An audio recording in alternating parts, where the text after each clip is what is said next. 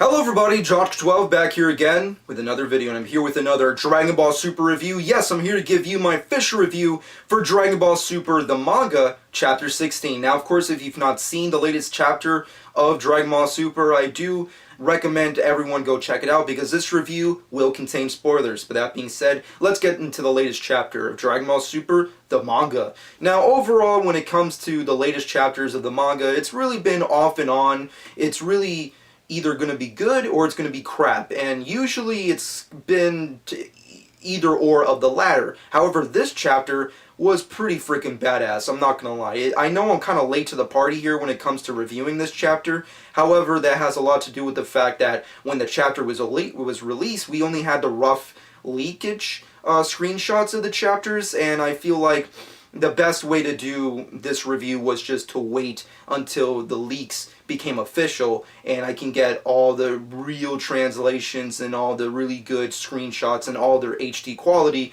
considering that the leaks I had a lot of problems with, especially with the battles we get to see. However, with that being said and done, let's get into the actual chapter. Now, within the chapter of Dragon Ball Super Chapter 16, we get the retelling of Trunks' history. However, a telling that we've never really seen before, which is, of course, the Majin Buu arc. We've seen Trunks go off against Frieza, the android, Cell. But one of those big questions that a lot of fans have had over the years, which is, what did future Trunks deal with during the Majin Buu arc? And we finally get to see that. We kind of saw a flashback of that in the anime of Dragon Ball Super. However, the manga, if there's something to praise Toriyama on, is definitely having the balls to just be like, we're going to dedicate a whole chapter to just one big fight and one arc that you've already seen before. And I loved it. It was really awesome. The overall chapter is mostly just the Majin Buu arc within future Trunks' timeline, and it's pretty phenomenal. We get to see Trunks take Ultimate Gohan's role as being like tutored by Supreme Kai and Capito with the Z Sword. We get to see his training. We also get to see the battle between Babidi and Dabura and the major deaths that Trunks hinted at in the previous chapter between the Kais, and it's really badass and awesome. It's really awesome to see Dabura and Trunks go on a full assault against each other. We do get a lot of great Easter eggs and references to Toriyama's artwork in Dragon Ball Z, which was really nice. Toyotarō, just as a whole, is a great artist. I've really loved his art.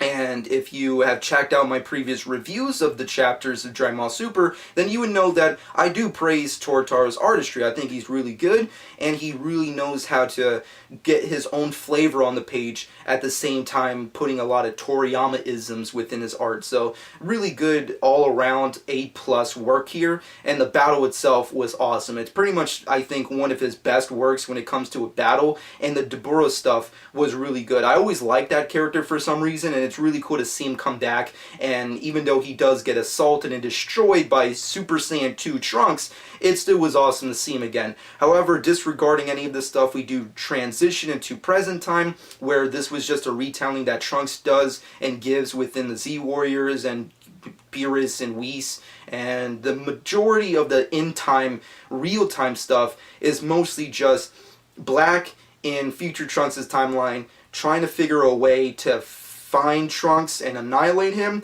and then in real time we get Beerus and Whis discussing the purpose of Black and what his intentions are. And I feel like the thing I take away from this recent chapter of the manga is that we can definitely, at least in my personal perspective, is that we can really guess that the scope and intentions of the villains will be drastically different from the anime. In the anime, Samus, he is pretty much the main villain of the saga. He is pretty much the architect. He's the puppet master. He's the one who's pulling all the strings on all this stuff.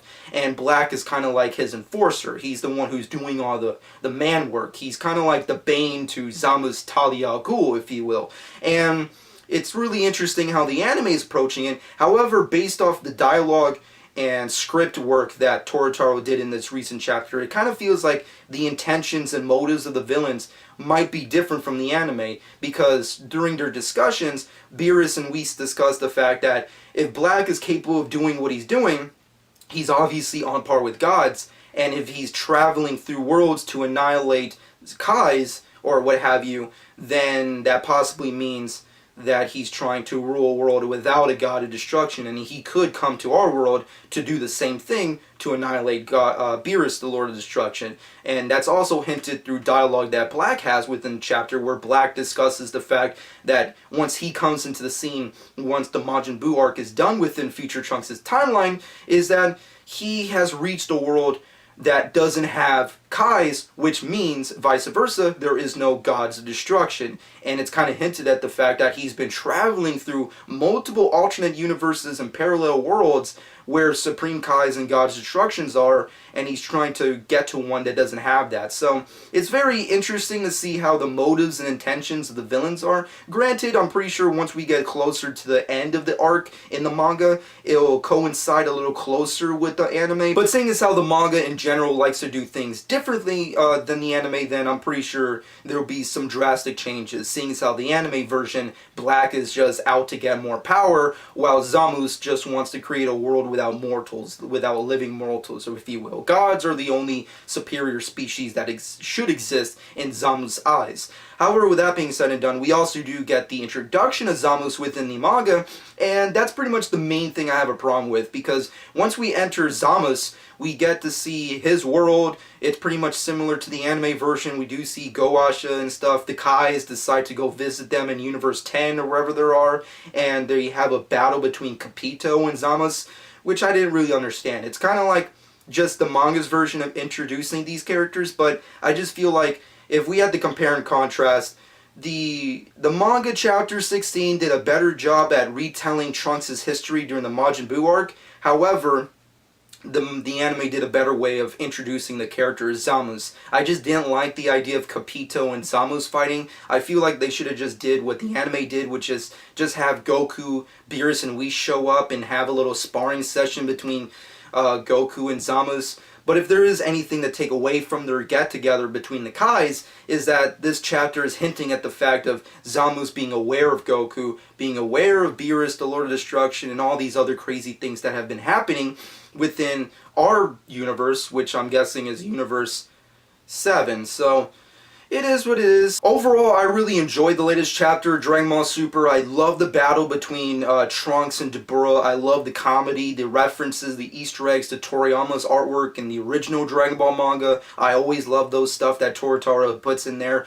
I love the artwork, the battles, the comedy. I loved even the Kid Mai crush on Future Trunks and the comedy between them and Kid Trunks. I love that. I thought it was nice. I think it was way better than the anime, considering that in the anime, and I know people might disagree with me on this, but I really don't like the crush that Mai has on Future Trunks. It kind of feels very much like kiddie porn, and I'm just not really into that stuff. Like, Trunks kind of comes off as like a pederast in fucking the anime. However, in the manga, it's a little bit more family friendly, and it's just a little bit more playful, and I like that. I think the comedy was a little better. The transitions were really good. We do get hints at future Mai actually still being alive, and the transitions we get there are really good. Just overall, a great solid chapter. But if there is anything else that really did bug me over the course of the chapter, I definitely would say is the same basic things I've had problems with the manga up until this point, which is the power scaling, especially with Future Trunks. It was a major problem with the last chapter, and the problems still continue with this chapter. It's just, look, I love Future Trunks as much as the next fan, but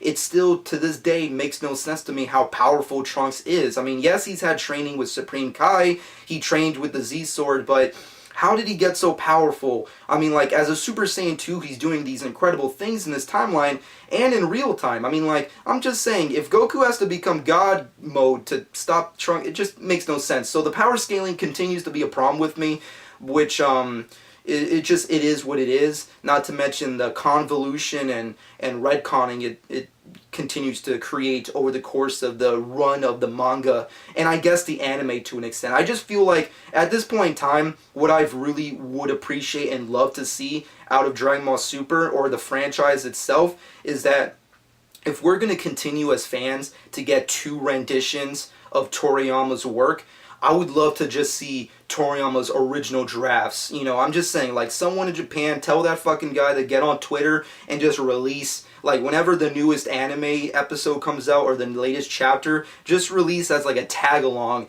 his original drafts with like little production notes and rewrites, because I just want to see that kind of stuff, because I feel like it's cool that Toyotarō gets his ability to do his own rendition of the storyline, and then the anime does their thing. They're just doing their thing, and I like that, and I appreciate both, and I like both for what they are. However, I want to see what, and I want to read what Toriyama's original authorship of Super is. That's what I really want to see. Like, what's the real source of material we should be checking out? Is it the manga, which is a companion, or is it the anime, which is just an extension of Dragon Ball Z? So, it's one of those things that I'd really like to see happen, but I don't think will, but I just feel like it should. Just let me know what you personally think in the comment section below. But moving off of all that, let's get into my final verdict for the latest chapter. Overall, chapter 16 was really good. I definitely think it was far superior to the last chapter we got, and the artwork is great, the storytelling was good.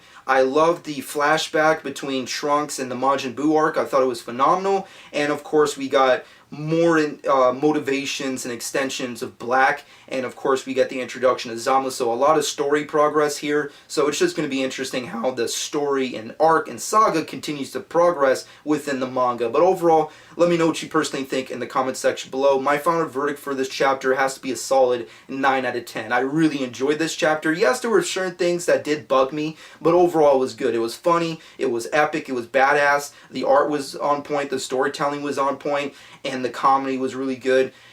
Just really awesome chapter. Let me know what you think in the comment section below. With that being said and done, shameless plug time. Follow me on Instagram at Jock12. Subscribe to my channel if you've not done so already. And I hope you guys enjoyed it. And of course, as a side note real quick, stay tuned to my channel, because on tomorrow, which will be Reaction Fridays, I will be releasing my official reaction to the latest abridged episode to Team 4 Star's Dragon Ball Z Abridged. So be on the lookout for that. Hope you guys enjoyed. This has been Jock12.